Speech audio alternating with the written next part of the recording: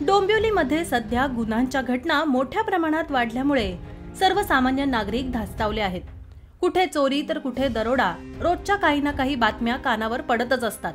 त्यातच आणखी एक आता धक्कादायक बातमी समोर आली आहे। प्रवासी बनून ओला कॅबमध्ये बसायचं आणि संधी मिळताच त्या ड्रायव्हरला लुटणाऱ्या टोळीचा पर्दाफाश झाला आहे। प्रवासी बनून ओला चालकांना लुटणाऱ्या 3 सराईत चोरट्यांना मानपाडा पोलिसांनी बेड्या ठोकल्या असून त्यांच्याकडून 2 लाख रुपयांचा मुद्देमालही जप्त केला आहे। फिक अबुबकर, अमन तौकीर अहमद अन्सारी, अमन शौकत जमादार अशी या सराईत गुन्हेगारांची नावे आहेत। ते डोंबिवली परिसरात येणाऱ्या ओला चालकांना वाशीला जायचं आहे असं सांगत आणि त्यांच्या गाडीत बसत रहदारी नसलेलं ठिकाण आलं की गाडी थांबवत आणि चालकाला चाकूचा दाग दाखवून त्याच्याकडचे पैसे, मोबाईल, किमती वस्तू घेऊन फरार होत। अखेर या चोरट्यांना डोंबिवली मानपाडा पोलिसांनी बेड्या ठोकल्यात।